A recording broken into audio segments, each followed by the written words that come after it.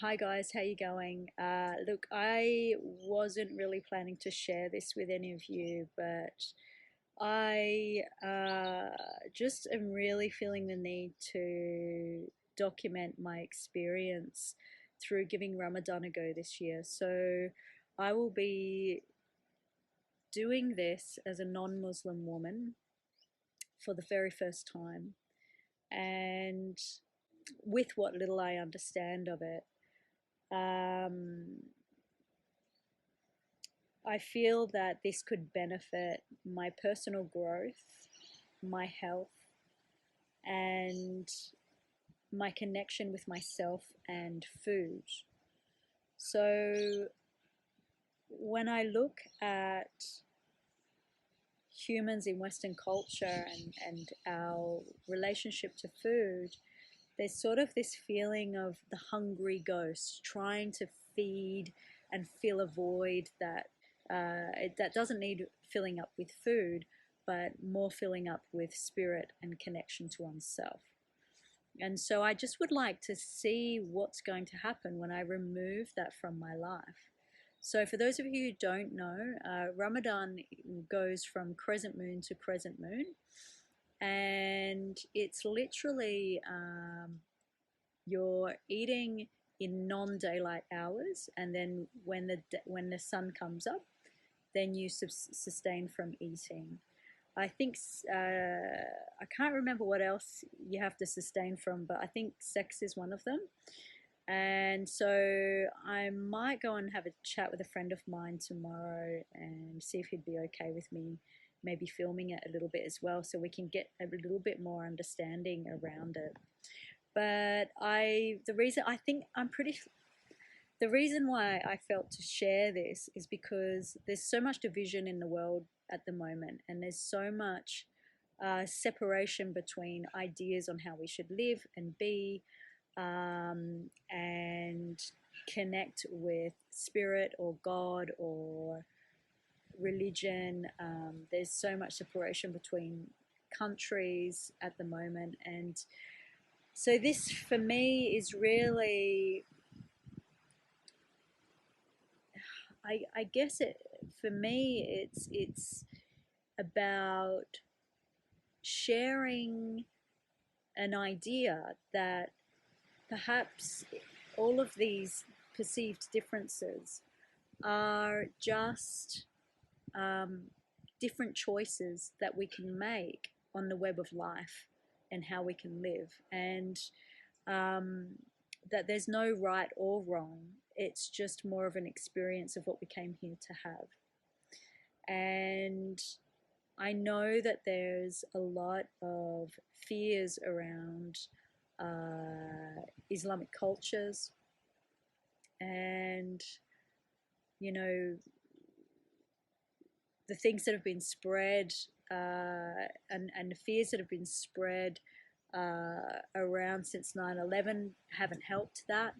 But we have to remember that no matter what actually happened back then, um, yeah, it's important to remember that these people who are part of these cultures are human too, and it's a culture that deserves just as much respect as any indigenous culture or non-Western culture, or including our own culture. We want our culture to be respected also. So um, this for me, I'm sharing this because um, recently I've spent a little bit more time paying attention to what's been written in the Quran, and I've had opportunities and asked questions to people who are Muslim, um, about certain aspects of their spirituality and how they perceive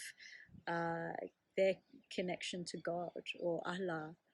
And yeah, so through that, probably through the past year and a half, maybe a little bit longer, I've grown so much from it, and it's really brought down for me these huge barriers of, you know, them and us, that or that feeling of, like, um, separation that we perceive in the world. And even though, yes, I know that we're all connected, yes, I know that, once you get down to the essence of who we are, we all sort of come from this same source.